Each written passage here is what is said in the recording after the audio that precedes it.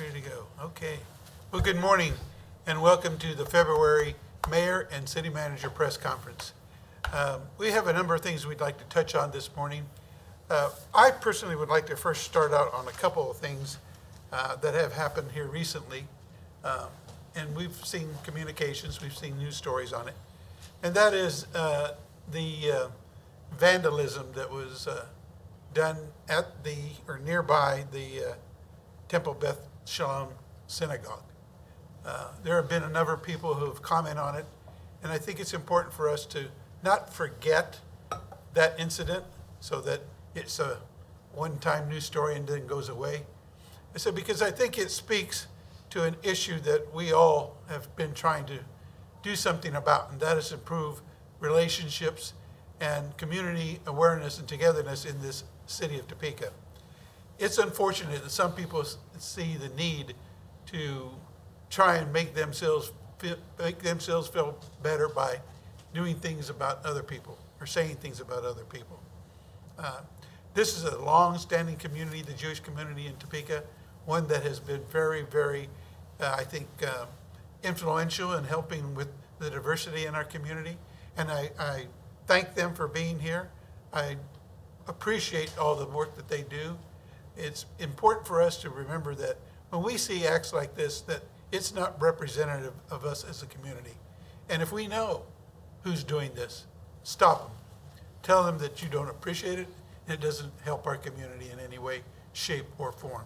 So again, I wanted to bring that up because I don't want us to forget that there's still that body of people that need to be reminded that those acts are not tolerated in the city. Along those lines, on the positive side, recently, just last week, I attended the Top City Promise fundraiser and gala to help in the relocation and of our Ukrainian refugees here in Topeka. That was an amazing event. It's their first annual fundraiser, and I think I won't speak for them, their group, about how much money they raised, but more impressive was the enthusiasm filled by a sold-out crowd at the Foundry. There were, it was shoulder-to-shoulder people.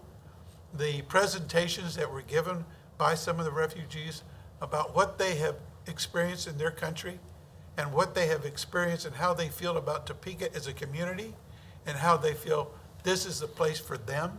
They talked about when they first got here, they described it as it was like a postcard. They never believed a city like this existed from what they experienced in the Ukraine. But to meet them and listen to them and talk to them about their hopes and ambitions and how hard they work to stay here in Topeka and to help others come here was really, really encouraging. And I tell you, I really appreciate every last one of the people who attended and helped raise funds during that event. So that's the other side. That's the other side of the coin of welcoming people, and that's who we are in Topeka. That's why we are part of Welcome Topeka as a effort, and we have had Newcomers Academy here in Topeka as well to help people feel comfortable, because coming to an entirely different country, and not directly, some of the stories they tell that some of them go to France or some other European countries and make their way finally to Topeka because they know this is the destination they want to get to. It's just inspiring, and for us, it's good to hear what other people see about ourselves, so sometimes we overlook. So I wanted to make sure that positive piece also is mentioned. I also want to talk a little bit about our city manager search. And for that, I'll defer to the city manager and give a little bit of details of where we are in that process. So as you know, SGR is contracted with the city to help with this search. The position was posted between January 15th and closed February 11th. There were 42 applicants. The governing body has reviewed all the candidates at the 2/20 council meeting, and they hope to select finalists during the March 19th council meeting. Now, after they do that, they'll set up in-person interviews that will take place the second week in April, and it will involve multiple panels that the council will set up to get feedback from the public and staff. And there will also be a community meet and greet that will happen so that we can get feedback from the county from the citizens on the candidates also. So that's in the process of setting up. So I would suspect that by the middle of May, you will have a new city manager. And I want you to understand, this is entirely the council's decision. So hopefully, they'll work through those candidates, and you'll have a new city manager by then that this community can look forward to. If I could add to that, Richard, in the process, we've done it in the past, and we'll continue it this time as well. Have opportunities for the community to sit in on some of those discussion panels. I encourage you to come to the council meetings to hear those discussions, and there will be a community panel that too will finally interview the finalists. So that's important for people to understand that we are taking the time to hear their feedback. I encourage you to show up. Remember the last time we did that, we had a pretty good turnout, but we could use more. And I want a diverse turnout, so it represents the population of the city of Topeka. So I encourage people to stay tuned for those updates as we get closer and closer to the finalist interviews, and take part in the selection of your city manager. It's important for us to have some feel for how well you think the city government has done their job in finding the best person for this position. So it's important for us to pursue that with the community. Another thing I want to bring up, and city manager can speak to this too, it's also a staff issue, and that is our search for a human resources director. Richard? Well, we're actually going to be looking for two positions. We're looking for a human resource director. The interim right now is Sean Maysberger, who is assistant HR director. And with Nestor leaving, we're going to be hiring a DEI officer also. Monique Glad will be the interim DEI officer. So I've taken applications, have done some interviews. I'm going to go back and relook at those, and what I would hope is in the next 2 weeks, I'll be able to make an announcement on the new human resource officer for the city. It's an important position. It's a position that not only internally is needed, but it's needed externally also. One other thing I'd like to talk about is St. Patrick's Day. And the reason I bring it up is because that's a gathering that this city really gets into. I mean, it's a big parade. There are a lot of festivities related to it. And with the recent incident in Kansas City during the Super Bowl celebration, I want the community to know that we are doing everything we can, just like Kansas City did, to try and make that celebration safe for everybody who wants to participate. I think Kansas City did a good job. Their response was quick and immediate. I heard some comments, well, maybe they forgot something. Well, with a crowd that large, there's always the potential. I don't care how many police officers you have there, and the estimate was about, what, 800? That bar is a lot smaller number than the number of people were there. But you can do everything you can as much as possible to be able to be trained and react if necessary. And the city of Topeka has not taken any thing for granted. We're working very closely with the chief of police and other entities to make sure that those who want to participate and attend can feel safe and comfortable and come down and celebrate with the rest of the city for St. Patrick's Day. So, Mayor, will you have a float in the parade? No, I hope not. I also heard, Mayor, rumor is you'll be dyeing your hair green for that day. There's some green might happen. You can't ever tell. Just can't ever tell. I've enjoyed participating in that parade for a number of years now, and the people who organize it are to be commended for all the work that they do. They really are excited about it. They really take that as a point of pride and present it to the community. So I encourage people to make plans for that and come on down and know that we are doing everything within our power to make it a safe place to enjoy that parade. So I just wanted to bring that up as well. One other thing that I might want to just touch on really quickly is the homeless initiative. And for that, I will defer to the city manager. So, as you know, we have a non-camping ordinance. We try to enforce the ordinance. In fact, we take a people-first approach to homeless. It's not cold-hearted. We have a pretty sophisticated social staff upstairs in community development, and they tie into a number of social services, and they're trying to work together. And what our goal is not just to move people on, but it's to get them back into the system, get them help, get their families help, get them back into housing, get them jobs. And that takes a lot of work. It's not always successful, but all you need is one success to help make the world better. Our homeless initiative groups continue to meet. Our homeless initiative, ideation is what they call it, ideation. So that's a new word that came out of this.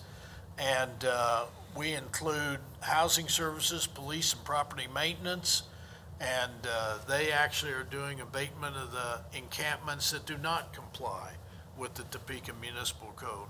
And some say, well, why are you doing that? Well, what you have to understand is we have a lot of taxpayers in the community, we have a lot of citizens in the community, and we have a responsibility to them also to help make sure that their neighborhoods are safe and that there's no degradation in their neighborhoods also.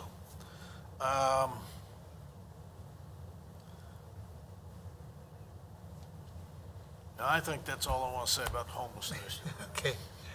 I want to just touch real quickly on a couple things that the city is looking at. We have our CIP discussions that will be coming up in March. That's an important process for us to look at how our department heads and the other city leaders and governing body are looking at how we can most efficiently use our taxpayer funds.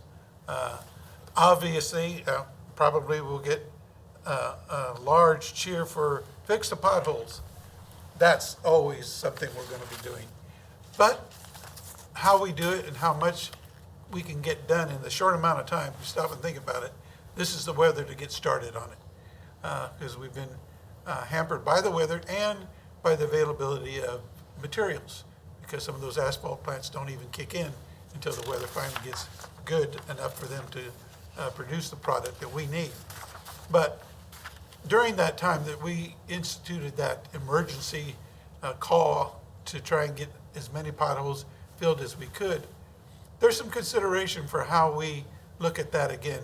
Maybe that, in my opinion, shouldn't be a one-time call to arms, maybe a couple times during especially the good season where we can get this work done. But that takes some decisions on where we spend the money. So those CIP discussions are really important for us as a governing body to make sure that we put it where it has the most impact for the community. There are other things that are pressing as well. So keep in mind that while that is something that we visibly see and experience every day, there are a lot of things that still the city has to address and take care of to make sure that we provide all the resources that we're obligated to give to our citizens. So pay attention to those CIP discussions. And Richard? what I will also tell you is I had a discussion with Braxton Copley today, our Public Works Director. And what I will remind you is that staff is constantly inspecting and repairing potholes, especially at the intersections at 21st, 29th, and 37th on the boulevard. If you've driven over those intersections, you know why we're out there patching. And a reminder that we are in design for a rehab project for this summer on Topeka Boulevard from 21st to 29th Street. That'll be important for us because Yeah. as we look forward to increased activity at the event center, at the hotel, City of Topeka Hotel, a lot of events are coming to Topeka, and you saw the importance of that when there was the stories about the wrestling tournament. We have to be prepared for those groups and organizations that want to be in Topeka. We have to provide the best experience possible for them while they're here. So we're looking at all aspects of how we present ourselves to the community and to visitors in the city. So those street repairs, what Braxton and his staff try to do is when they set up cones, they try and do it in the safest way possible to get traffic through there. So when you're encountering those cones this summer, and you're kind of grumbling a little, because I do it myself when I go through a construction, please remember that this is going to be better. We're repairing those potholes. We're trying to get those intersections finished.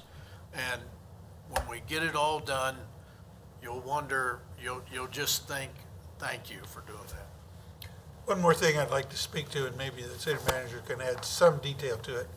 The city, as I said, have other obligations that they have to look at as well. And one of them is how we relocate the Topeka Police Department light-duty fleet garage. That's something that's going to be necessary in a relatively short amount of time due to the construction of the Polk Quincy Viaduct. So that's something that we have been looking around. I know that there have been some people offering some suggestions for different buildings. Taking all those into consideration, we're trying to be as prudent as we can be with the funds that we have available. So understand that we are not dragging our feet on this. We're trying to move as quickly as we can. So that's something the governing body will be taking up under discussion, I would imagine in the next couple of council meetings at least. Yes, yes. We're looking at all the options. We're trying to figure out the financing too on how we do that. But we know that time is short, and like the mayor said, I believe we'll have a serious discussion on it probably about March 19th, if not sooner. Okay. Well, that covers most of the topics that I had jotted down. City manager, was there anything that I missed or you missed? No. We'll think sit so. for any questions you might have. What can you tell us about the process the city will use to choose its next police chief? Well, we're going to advertise. The first thing is we're going to advertise, and we're also going to set up. I'm a believer in using citizens to help do interviews. The police chief in the community, in a lot of ways, is even more important than how the city manager interacts with the community. I like to get candidates out in the community. I like to get feedback from the community. I like to get feedback from the staff, and I like to get feedback from the elected officials. So that's a broad outline of where we're going to go. It's important. But I'm sorry. the chief might even be extending till next year. I don't know. I don't think so. He's leaving. I'm kidding, Tim. I'm kidding. It's important for us to understand that, like the city manager says, the chief of police and the fire chief too are two very recognizable faces and representatives to the community of city government. They're the ones that get looked at whenever people are in need. So it's important that they're responsive to those needs, and the ability to engage the community and to be able to talk to anybody at any level and make sure that they understand that this is a diverse population. We all don't come from the same starting point, so we need to be able to relate in that way. And I have to commend Chief Wheelis because he has been one of the best police chiefs I have experienced as a citizen of the city of Topeka. I worked with him when we were both at the police department, but now as a private citizen, I have to tell you that I would hold up our department, led by this chief, Chief Wheelis, to any department across the state or in the country. They've been recognized nationally, and they have taught at the International Association of Chiefs of Police, and you don't get that by just being mediocre. So we really have a high standard that we want to keep, maintain, and make sure that that chief of police is out in the community. And Chief Wheelis has done that. He's made it clear that his job is not behind a desk. His job is to be out in the community and to relay whatever he experiences back to his command staff and his police officers. He has set some high goals, and I want to make sure that we don't lower any of those goals. So in my 45 years of city management, I will tell you that hands down, Chief Wheelis is one of the best chiefs of police that I've worked with. And as the mayor said, that's a standard that we're going to hold other candidates against when we're looking for a replacement for the chief of police, because it's not just being a chief of police. It's being a liaison with the community. It's being a liaison with all the city departments, being a liaison with the city council. And it's somebody who gets involved in a lot of these issues, homelessness, vandalism, across the board, and helps carry the message that we want to carry in the community, that we are a caring and law-abiding community. Regarding the time frame for the police chief search, do you see that choice being made during your tenure or the next city managers? Well, I would tell you, I hope the time frame is such that I get to help make that choice while I'm here, but we're just going to have to see how this works out. We're not going to rush it, Tim. We're going to take our time. And if Richard, even if he leaves his position as interim, he's still available to us to help walk us through some of the applicants and some of the things that we have started already. See, you heard that. Yeah. So regarding Ernesto De La Rosa, can you tell us where he's going and when he's leaving? You know, he's going, today is his last day. He's going into private enterprise. I don't know the company he's going to. He's going to do that, and he's also, I think he's going to go so he can have more time with his family also. I'm glad you brought him up too, Tim. It gives me a chance to sing his praises as well. Ernesto has been a real asset to the community and really has opened a lot of doors that for a long time haven't even been knocked on. I think he's done a good job of getting out into the community and letting people know that the city considers all populations, and in his specific case, a lot of the Spanish-speaking citizens that are here in Topeka, that they're welcome here, that the city doesn't overlook them in providing resources that might be more specific to them. But he hasn't just focused on the Hispanic community. He's reached out to the African-American community as well, the Ukrainian refugees. He gets around a lot. He spends a lot of time out of the office, which is good. He has brought some stabilization, I believe, and some purpose to the city's Human Rights Commission, and I think that that was necessary. I think if you ask any of the commissioners now about where they were a couple of years ago to where they are now, they will sing his praises with regards to organization, purpose, and vision. So I wish him well. I wish he wasn't leaving. Much like the chief of police who told me he didn't want to tell me he was resigning because he thought I'd talk him out of it.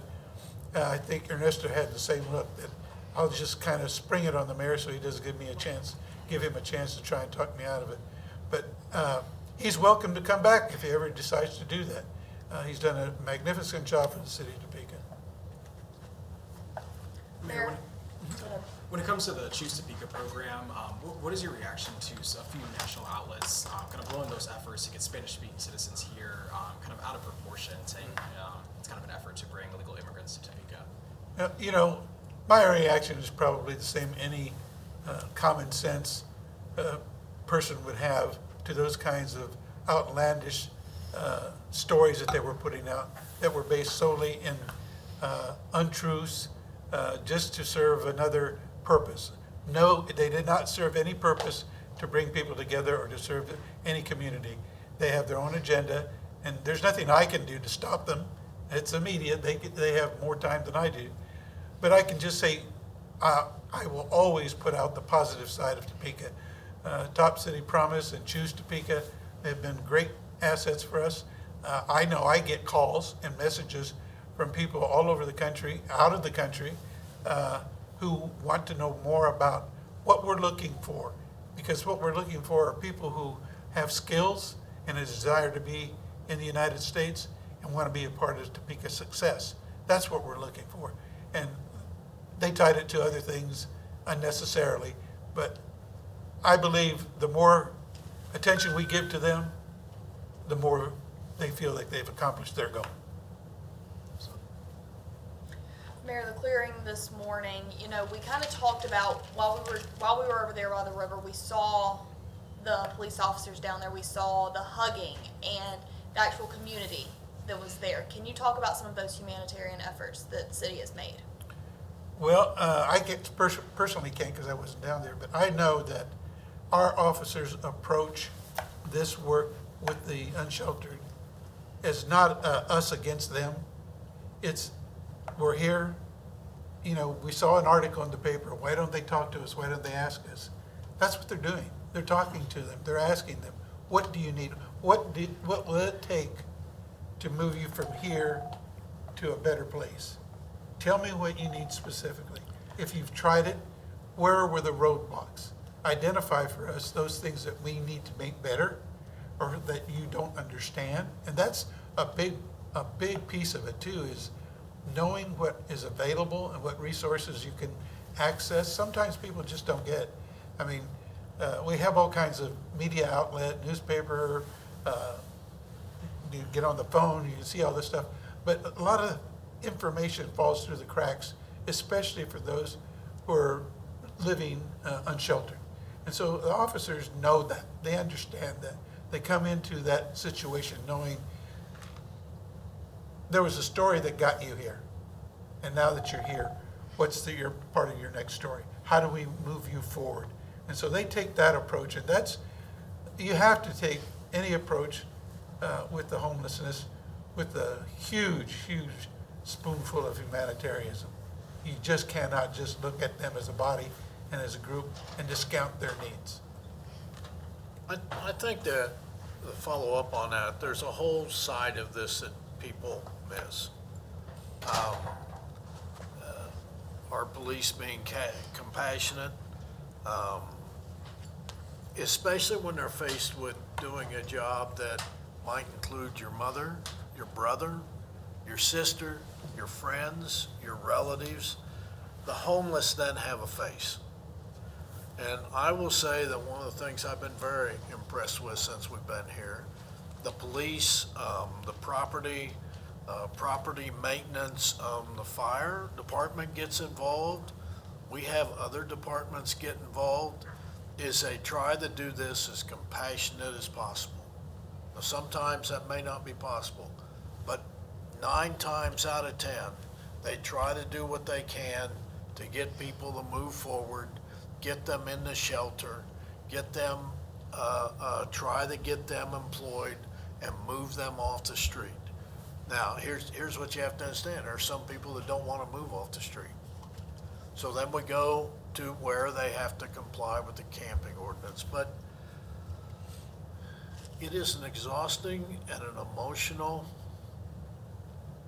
side of our staff's job that most people don't see. Any other questions? No? Well, I thank you for coming today. Have a good week. Keep the warm weather clothing available and your jacket too, because it's going to switch on us. This afternoon about 3 o'clock. Thank you very much for being here today.